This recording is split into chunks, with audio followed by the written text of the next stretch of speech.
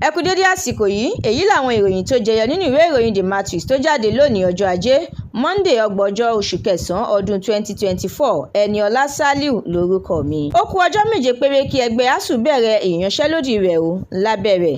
Àjọ kan fẹ́ kí ìgbìmọ̀ àlàáfíà dá sí ìforígbárí láàrin ìjọba àti ẹgbẹ́ ASUU láti figi gún ìyanṣẹ́lódì rẹ̀. Ó ní ìjọba ti fi hàn gbangba pé ìgbáyégbádùn ẹgbẹ́ náà àti ìdàgbàsókè ètò ẹ̀kọ́ kò jẹ òun lógún. Ìjọba àpapọ̀ ti fi ọkọ̀ akérò tó ń lo afẹ́fẹ́ gáàsì yẹn CNG buses 64 tu ẹgbẹ́ àwọn akẹ́kọ̀ọ́ àti ẹgbẹ́ òṣìṣẹ́ lójú.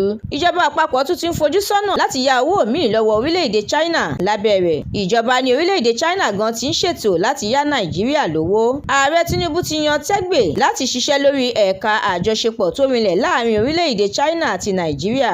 Àjọ ètò ààbò àti pàṣípààrọ̀ yẹn SEC ti ṣe ìkìlọ̀ fún àwọn alámòjútó owó láti yàgò fún ìwà tí kò bá òfin mu. Ó ṣeé ṣe kí ìjọba àpapọ̀ gba ìwé àṣẹ lọ́wọ́ àwọn iléeṣẹ́ ìfọpo tí kò ṣiṣẹ́ mọ́. Àwọn òṣìṣẹ́ iléeṣẹ́ ìfọpo Dangote ti sọ ìdí pàtàkì tí iléeṣẹ́ ọ̀hún fi ń gbà lérò láti máa gbé epo rẹ̀ gba orí omi.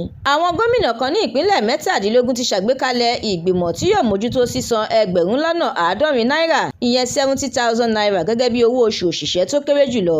Ìjọba ìpínlẹ̀ Èkó tún ti pa á láṣẹ lẹ́ẹ̀kan sí pé àwọn olùfẹ̀hónúhàn Fearless October 1 kò gbọdọ̀ kọjá ibi méjì tí ilé ẹjọ́ fún wọn láti ṣe ìfẹ̀hónúhàn wọn. Igbákejì ààrẹ Kashim Shettima ti padà dé sórílẹ̀-èdè Nàìjíríà lẹ́yìn ìpàdé gbogbogbò àjọ ìṣọ̀kan àgbáyé.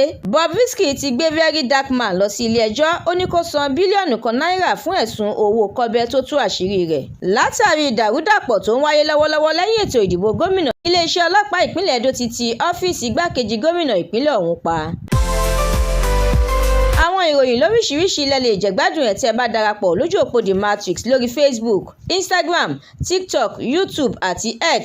Àdúrà mọ́mi Balógun ló ṣe ògbùfọ̀ ìròyìn yìí. Ẹniọlá Sàlíù lórúkọ mi.